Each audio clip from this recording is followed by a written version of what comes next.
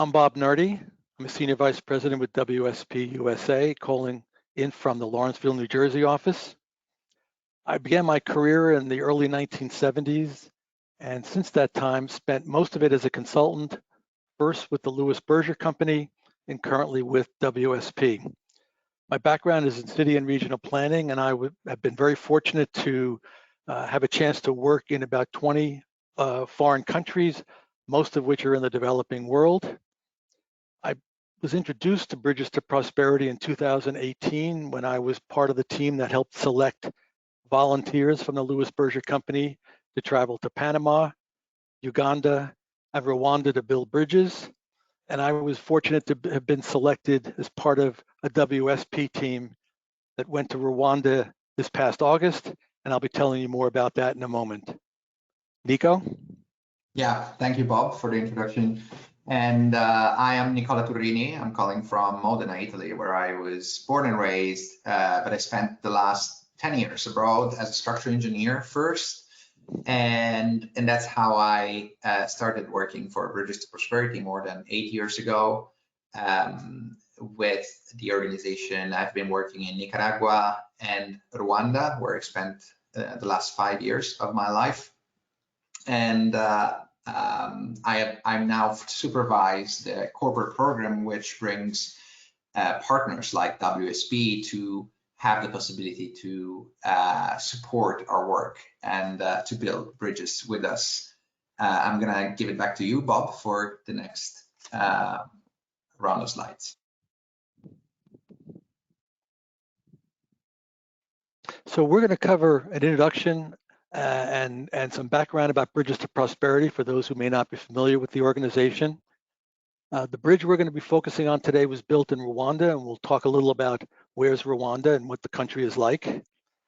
We've got 4 learning objectives that we want to pass on to the audience today. We want to talk about the actual construction of the trail bridge, how we made it just in time, and you'll see what that means in a moment. And more importantly, why continue building trail bridges in the developing world?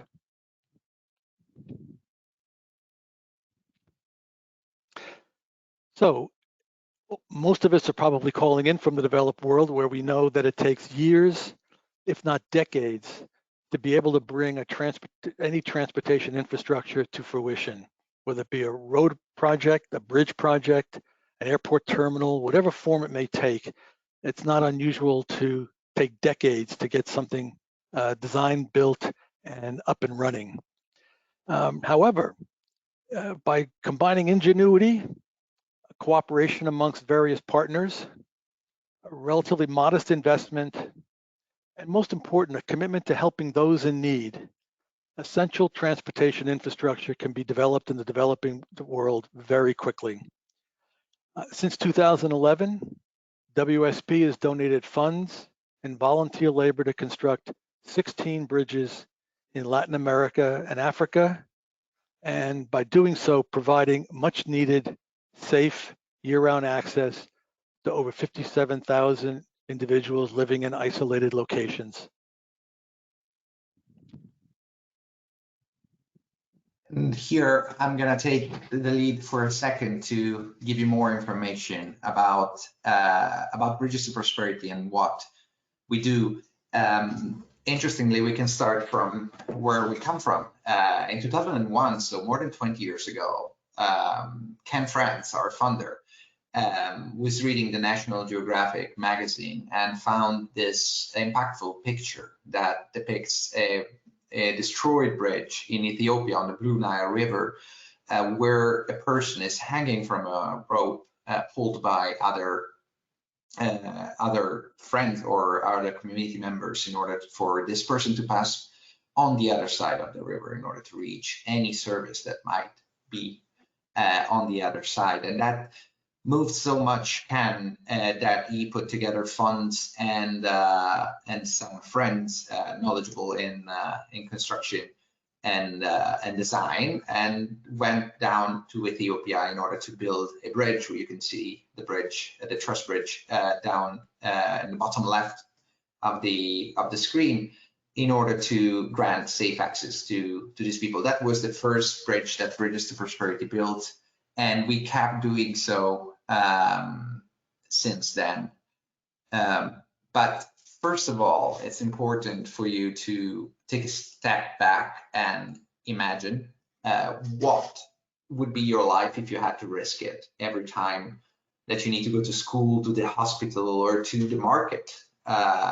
In order to reach it, you need to cross a dangerous river. Well, that's how people were living in Modena, my hometown, where I'm calling from, in Italy, back in the 50s. That's how students were going and hanging from a similar rope to go to school over the Kanyiramana River. And that's still the case for many people, for example, in Uganda, where we have a program that are still risking their life over dangerous rivers in order to reach essential services on the other side. But most of all, 80% of the people coping with extreme poverty in this world live in rural areas. So they need connection, and that's what moves Bridges to Prosperity. At Bridges to Prosperity, we have a vision, which is a world where poverty caused by rural isolation no longer exists. And we work with a mission that is to work with governments and isolated communities to create access to essential healthcare, education, and economic opportunities by building rural transportation infrastructure. But most of all, we build bridges to better lives. We've done that, I was saying, for more than 2 decades, connecting more than 2 million people with more than 500 bridges, and we keep building. We are currently in these years having a strategic focus in East Africa, where we have 3 main programs currently running: Rwanda, Uganda, and Ethiopia, with a 4th program just being launched in these last months in Zambia. So it's an exciting growth time that permit us to focus strategically in one area of the world in order to create systems that then we can replicate in a second time elsewhere in order to connect all of the people that we want to connect, many more than only 2 million. But basically, rural bridges, which is what we deliver currently, create safe, reliable, and cost-effective connections, and that's why we build them. But also, we build them because we studied their impact, and we carried out multiple RCTs, or randomized controlled trial studies, in communities in Nicaragua and Rwanda, in communities served by our bridges compared to control communities that were not like receiving a bridge for some reason, some technical reason. And the findings of these studies were incredible. In particular, you can see a 30% overall household income increase averagely in the communities served by the bridges compared to the control communities. 200% increase in attendance for girls, or 32% increase in health facility visits, are just the tip of the iceberg that permits you to understand how transformative connection, like the connection given by this type of rural infrastructure, can be for the people living in those communities, and also can help you understand how such a simple intervention in such a rural setting can really tackle 10 out of 17 of the Sustainable Development Goals defined by the UN.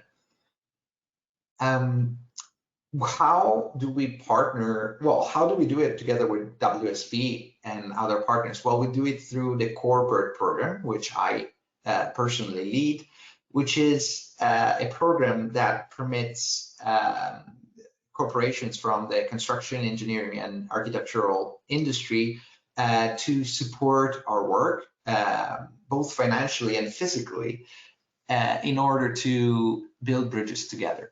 And we did that more than 170 times. And we currently have a program that hosts more than 30 teams, more than 30 partners every year. We have connected more than 500,000 people together.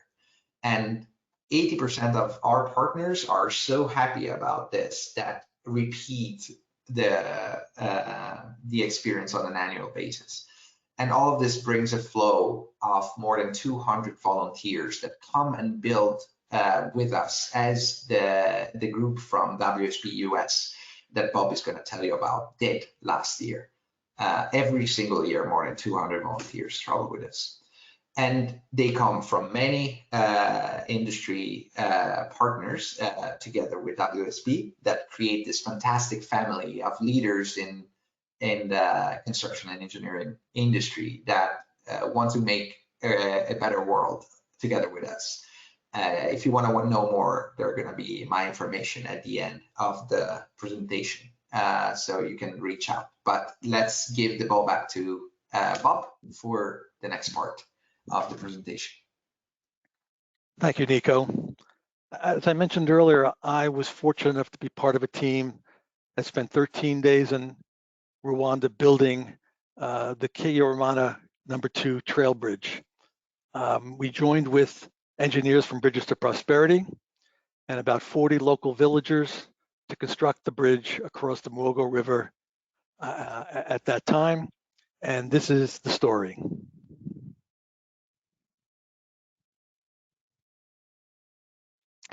So where is Rwanda?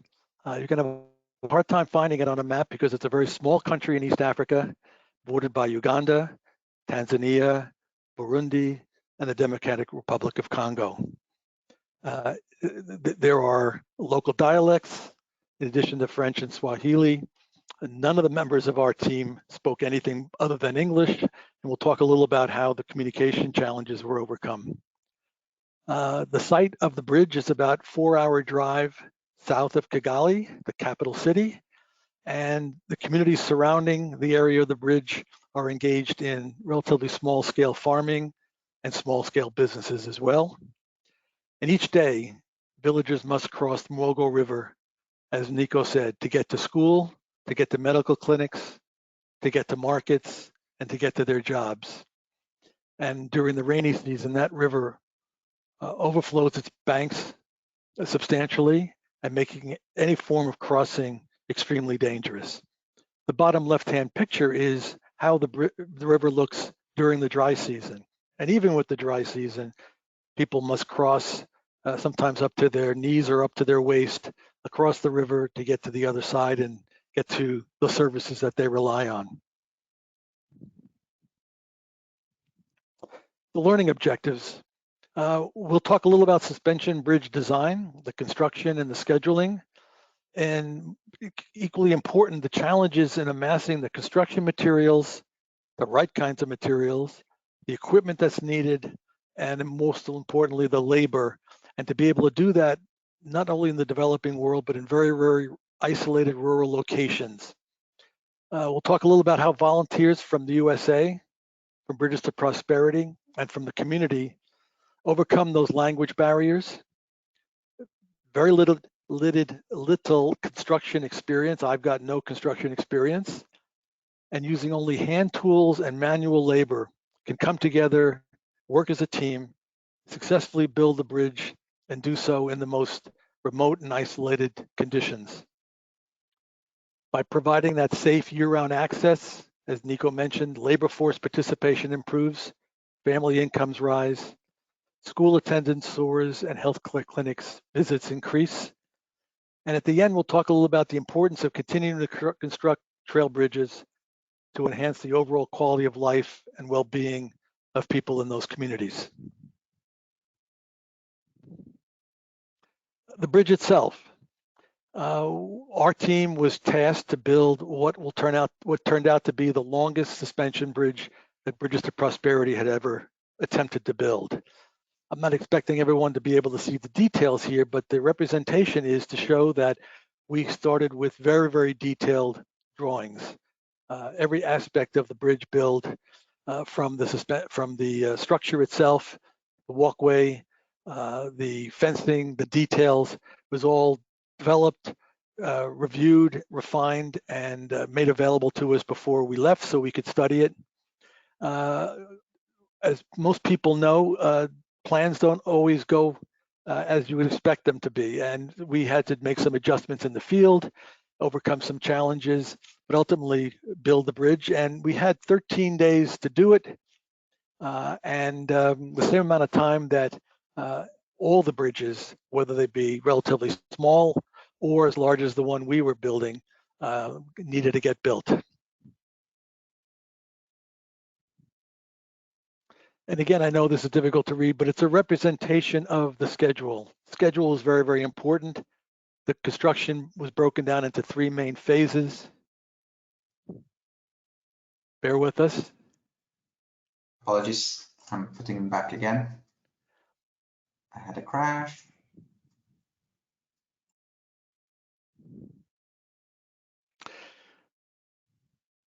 There were 3 main phases of the build. The first was the preparation before the U.S. team arrived. The local villagers with Bridges to Prosperity had to prepare the site, identify the site, select it, design it, and ultimately start the preparations of leveling the ground, building the footings and foundations, and all the other prep work that needed to get done. When the U.S. team arrived and the entire team was on site, we had 2 weeks essentially to build the bridge. We knew that we had an inauguration ribbon cutting ceremony at 2 p.m. on the last day.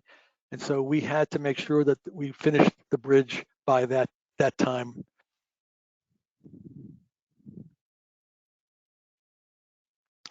So the bridge site, I mentioned how rural and isolated the location is. Rwanda, by the way, is known as the land of 1,000 hills, as you can see from these images. If you've got 1,000 hills, you're likely to have 1,000 rivers or streams as well. Each of them needs to be crossed at various times at various locations. So we had a bridge site. Before we arrived, the community put in place a temporary wooden bridge so that all the team members who had to cross from one side to the other to get to the towers or bring materials over to the other side wouldn't have to wade through the river. And you can see a pretty good image of the length of the bridge and the work area. I mentioned the 3 months. I mentioned the 3 months that took place before we arrived, which was to put the temporary bridge in place, build the footings, foundations, and anchorages, raise the scaffolds, and bring all the materials into play.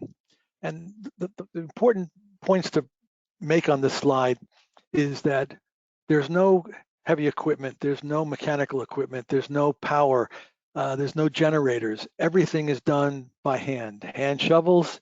And the bottom left-hand corner, you see a very versatile, very, very important hand tool that could be used and has been used, whether it be to remove a tree stump or excavate the footings and foundations. All excavation work was done with that hand tool. The center image, you see preparing the formwork for the towers. All the steel rebar is in place, all bent by hand, and all the concrete needed and the formwork all done by hand, mixed, transported, and poured locally and on site.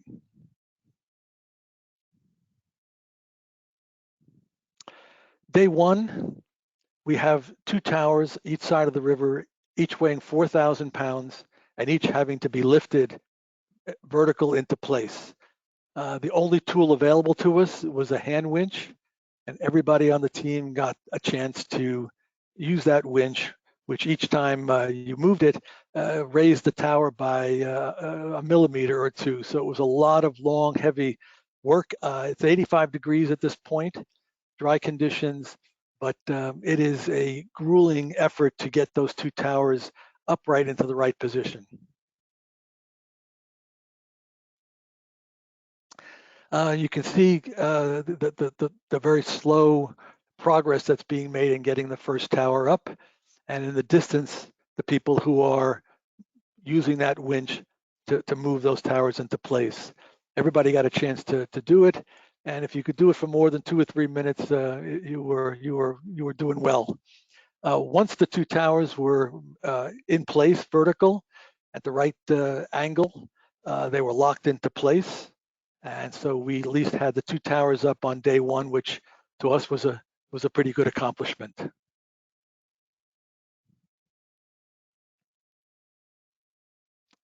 Now comes the hard part. We've got 6 main cables and a 7th restraint cable.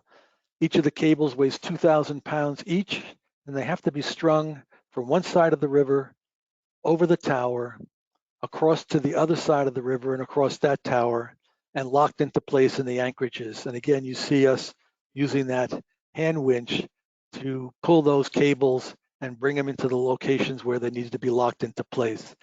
It was an all hands on deck 2 days.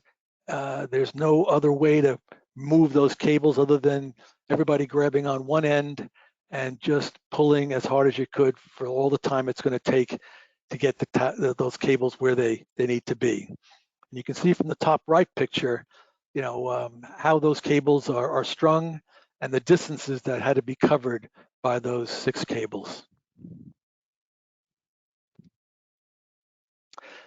To carry the weight of the walkway, we have to create suspenders and a crossbeam. And part of our job was not only to help build the bridge, and you can see one of our team members in the middle there bending the rebar into the proper form, but to show the local community how to do it as well. So, in some places we call it a technology transfer.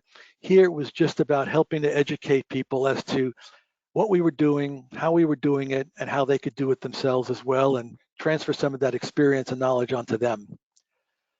The only tools available to us, let's stick to that slide for a moment. The only tools available to us are the hand tools that you see at the top, the vise to the left, and a single handheld grinder that was used to cut the rebar into the proper dimensions. Each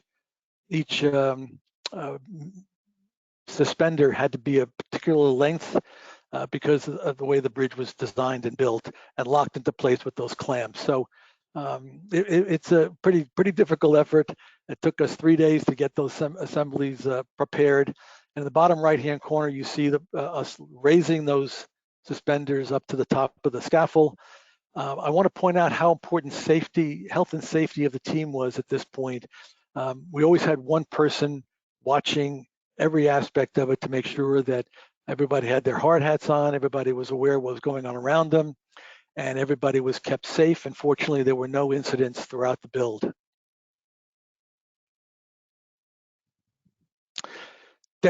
Day 7 and 8, decking operations. We've got about 224 metal walkway planks that had to be assembled and installed over the crosswalks, cross beams. They weigh about 54 pounds each. Half of them have to be carried from one side of the river to the opposite tower and then brought over so that we can meet in the middle. And so again, a lot of labor, a lot of hand carrying. And in this particular case, I should point this out, about 35% of the local community that was volunteering to help build the bridge was made up of women who played an instrumental role in getting this bridge built. And we'll talk a little more about that as well.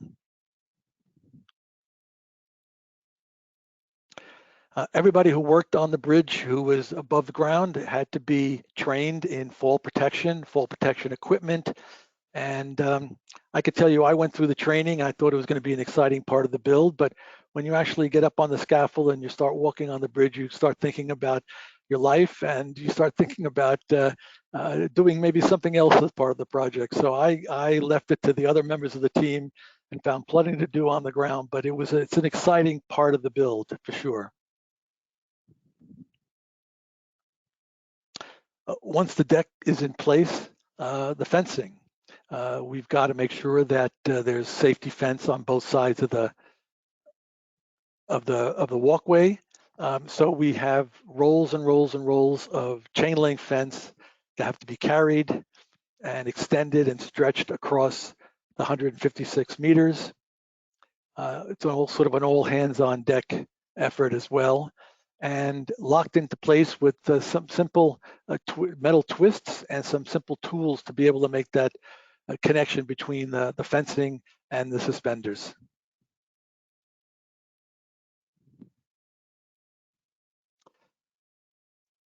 Day 11, Inauguration Day. The team from the US is in the left, the finished bridge is in the front, and we're getting ready to set up the balloons and the flowers and the ribbon cutting ceremony. I mentioned earlier that we had to finish the bridge and had to be ready for inauguration by 2 p.m. on the last day. We finished at 12:30 p.m. on the last day. So it was a lot of effort, but by watching the schedule, measuring our progress every day, and working longer hours as we got closer to the end of the schedule, we managed to finish the bridge on schedule as planned.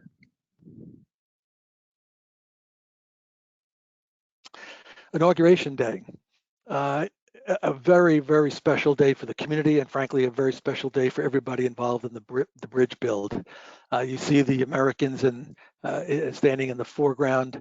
All the local politicians came out and made speeches.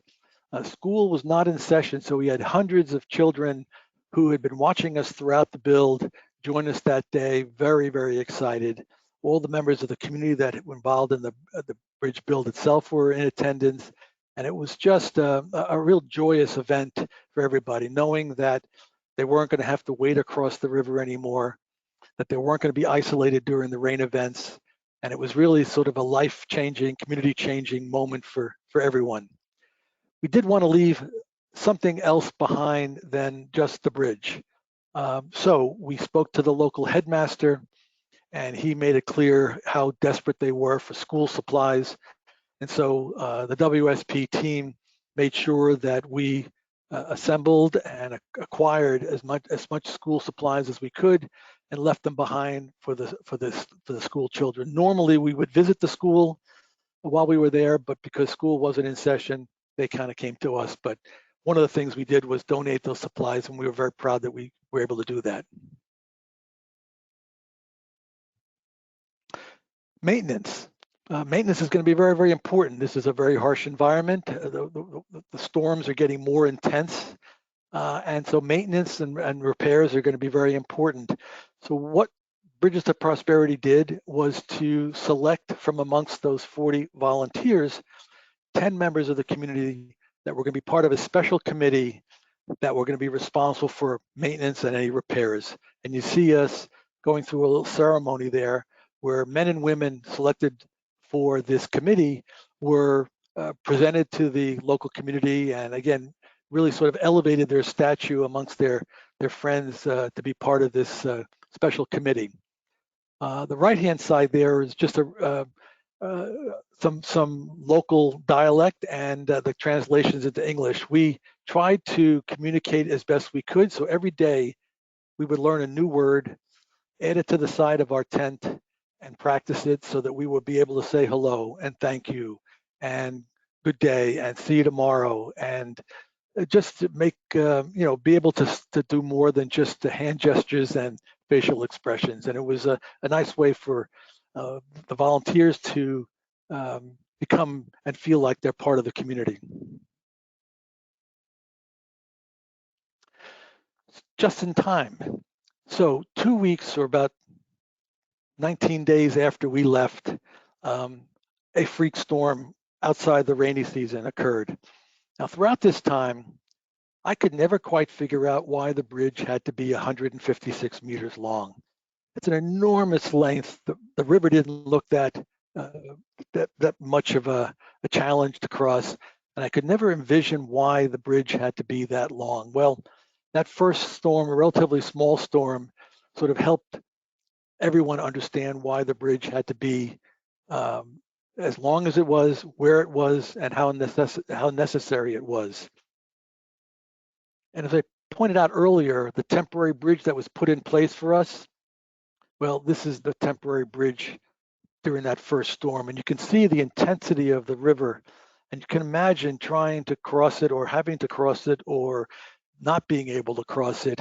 And this, again, is not even during the rainy season. So you can only imagine how intense and how dangerous this river gets for a good part of the year. Nico mentioned about some of the transformative changes in income. This is us driving in the safari vehicle back to our guest house after a long day of work. And you can see how everybody is carrying their goods to market, whether it be by hand or on a bicycle. And this goes on for miles. And fortunately, the bridge is going to be able to cut some of that travel distance substantially. For the 818 households that live in the community nearby, whose average annual household income is only $500, we're expecting a 30% increase in their income after the bridge has been built and then put in use. Nico also mentioned about education, and 37% of the population is school age, and there were children everywhere, and they were all incredibly curious and very, very friendly and very appreciative. And there's going to be almost 1,400 children now whose parents can feel comfortable that they're going to be able to get to school every day and be able to get there safely without incident. And lastly, it's a very, very young population. And getting to healthcare clinics on a regular basis, whether it be for prenatal care and the like, is critically important. And again, the bridge is going to make that much more convenient and much more frequent occurrence. How did we live? We lived like Rwandans.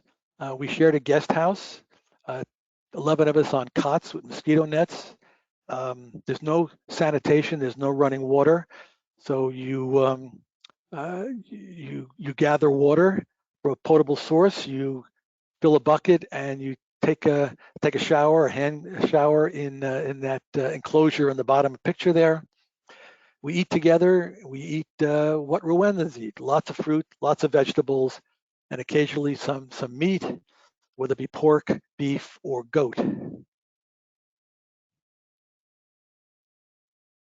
And lastly, was it worth it? I traveled to Rwanda for the first time. I met 10 other individuals who I had never met before, never worked with before, and that was pretty much true of everybody on the team. It's amazing how quickly we came together, formed one team, watched out for each other, helped each other, and created a lasting friendship. So amongst ourselves, it was incredibly worthwhile. But knowing what we left behind and how we improved the lives of just a small handful of people was incredibly satisfying. And it's been almost a year since I was there. I remember it like it was yesterday. And each of us on the screen here, the team members, are in touch with each other on a regular basis. And I think we're going to be that way for a long time to come. And Maricosi, this is the thank you. This is everyone on the bridge during the inauguration. And we're saying thank you to them, and they're saying thank you to us. And I thank everybody for joining us this morning.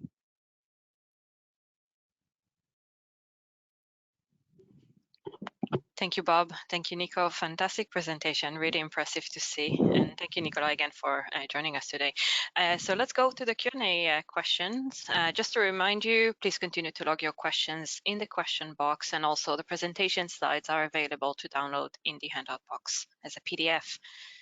I will start with the first question. We received a lot of questions during registration about maintenance. We summarized it to one. The question is, what is the inspection and maintenance plan for these bridges, and how does that involve the community? Thank you so much, Sharon. Apologies to everybody because I had some problems with PowerPoint, but it seemed like to have worked well.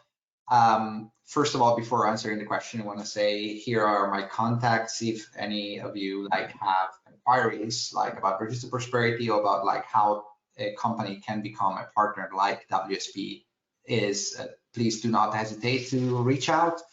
But going back to inspection and maintenance, it's a very good question, and there is a lot to say. I'm going to try to summarize it all, but it firstly starts with the bridge committee that Robert was talking about. It's 10 individuals from the community that are selected during the 3 to 4 months construction process, between the 20 to 30 community members that are actually involved in the construction of the bridge. Because yes, that bridge is actually built by the community together with also the volunteers from WSP. So these 10 individuals are specifically trained into inspection and maintenance of the bridge together with the construction of it. And they're given the responsibility to firstly know how to respond to small maintenance needs, and secondly, how to react and how to communicate to the local governments, the districts, and to Bridges to Prosperity when something major might happen that needs like a change of a piece of the structure of the bridge, or needs a check after any kind of problem. So we have this first responders there in the communities. That is the same communities that is served by the bridge, and it's the same community that has built the bridge. Secondly, we take responsibility of the full responsibility of any design or construction related issue that happens in the first year of the life of the bridge, while after a full year, we're gonna hand it over officially and like technically to the district which the bridge belongs to, and that district, which is the public entity in Rwanda in this case, will have the full ownership on this piece of public infrastructure. What does that mean? It means that we also work together with the engineers of the district, and they have been also trained into knowing how to react and how to assess and how to produce the material needed for maintenance needs.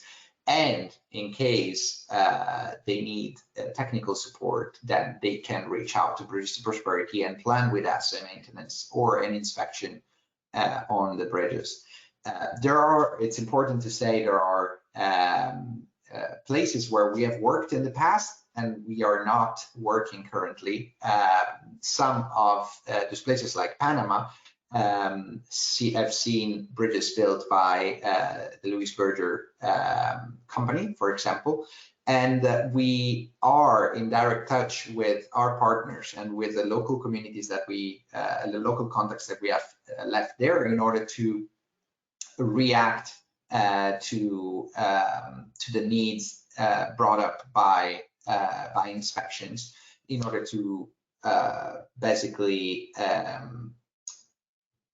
give instructions on how to act when it's needed. And that's what I'm working directly with Bob on for one specific bridge in Panama. And it's a good way to be in touch on bridges that we also have around the world. I think I might have answered the majority of it. Bob, do you want to add anything? The bridge, I think Bridges Prosperity has figured out how to make it as maintenance-free and long-lasting as possible, moving away from locally sourced wood decking to metal decking, things of that nature. I think it's about as sturdy and long-lasting as it can be. But as Nico mentioned, there are probably going to be circumstances that are going to come about where a repair or some other maintenance needs to be done. But they're well equipped to doing that. Yeah, I wanted also to add that we normally design for a lifespan between 30 and 40 years. So we expect this infrastructure to last around that amount of years. Fantastic. Thank you both. The next question regarding some struggles for the team. What helped the team strike the most ingenuity in moments of struggle? I'll take that. We all came from very, very diverse backgrounds. We were different by sex, by age, by geography, by our academic and experience and work experience. It was the ability to bring together the different minds and the different experiences of people on team to look at a problem from lots of different angles and come up with different ideas about how to solve it. For example, the cables were two of the cables were twisted. Once they're where they are, it's incredibly difficult to untwist them. But Alex Francis came up with an idea about how to do that, and kept us on schedule and avoided a problem. But it was really about bringing the best minds together. We always had breakfast together and talked about what we were going to do that day. And at the end of the workday, we came together, gave a debriefing, had dinner together, and talked about what we accomplished, what we're going to do the next day, and how we're going to make any adjustments that need to be made. So it's really about making sure that everybody played a role in thinking about a problem, how to overcome it, and just sharing ideas about making sure that the bridge was going to get built as planned and on schedule. Thank you. The next question is about materials delivery. How difficult was it to have all the materials delivered to site? Yeah, thank you for that question. I'm going to take it. We clearly build a lot of our bridges, or the majority of them, in very rural settings, and all of them have a certain degree of remoteness, which determines where the trucks with materials can reach to. That they generally come from the main city. They come with bags of cement, with gravel, with sand, with rebars, and with decking panels, and so on. And so it depends on the site. I don't know the specifics of this case, but basically, as long as the truck can reach to a certain point, it will reach, and then at a certain point, it will drop the material there, and all of the community members are going to be directed by our construction team into walking towards the truck destination, which could be 10 meters from the river to a couple of kilometers or more from the river, and they will transport by hand all of the materials down to the valley where the river is. So it really depends on the roads that reach to the site. And I can add that the material that went into building the bridge that I was part of, not the footings and the foundations and the anchorages and things of that nature, but just the structure itself, involved 26 tons of material. So think about having to carry that much material a kilometer or more to the bridge site. It's daunting. Just moving the material on site was an incredible amount of labor and effort that went involved in doing it. But it's one of those challenges that have to be overcome to be able to deliver these bridges as planned. Impressive. We have a lot of questions coming through. I will take a couple of more. The next question is about site location. Was the bridge site chosen at the heavily traffic crossing, or is it based on the best site condition?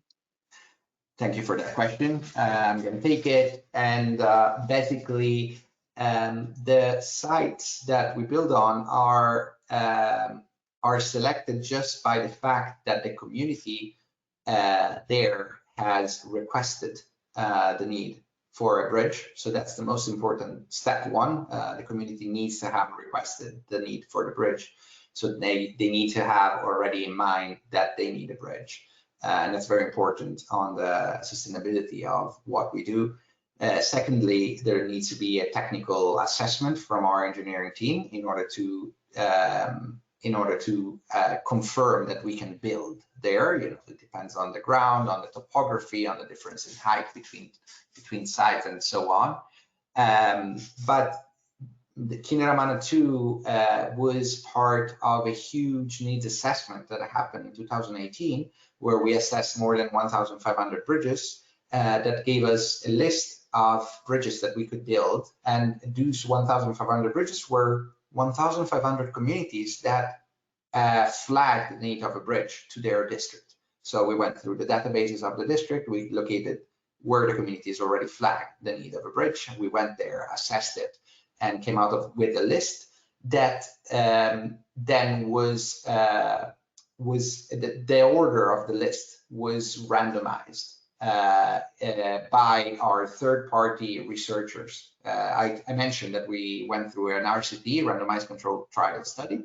Well, in order for the randomized controlled trial study to give results that are attainable in terms of that are good statistically, we needed a randomized list of bridges to build in terms of like the order of construction. So that's what determined the Kanyiramana Trail Bridge to be built in 2023. Fantastic, thank you. I will take a last quick question. Are there any risks or challenges with wildlife in the area, for example, crocodiles in the river? Oh, that's a funny one. Bob, I'm going to take quickly, and then I'm going to pass it to you to see if you have had any first encounter. But generally, the majority of Rwanda doesn't see crocodiles or hippos in the rivers.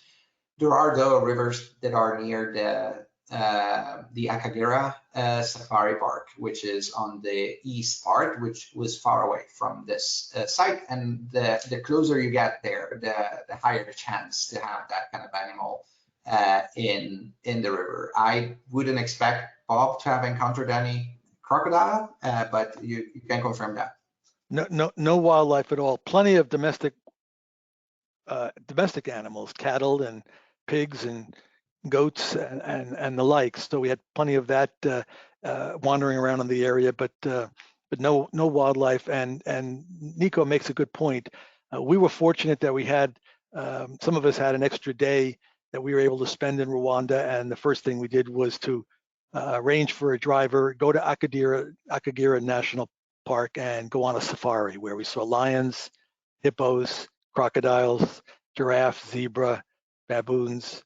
It was just it's an amazing country, and any chance you get to go there, please do so. But we did see plenty of wildlife, but it was under very controlled circumstance, well away from our bridge site. Fantastic, thank you. Do you want to mention the missions for 2024? I'm pleased to describe the fact that, maybe 3 years ago, WSP was involved in one bridge build. Last year, we were involved in 2 bridge builds. This year, we're going to be involved in 3 bridge builds, all in Rwanda.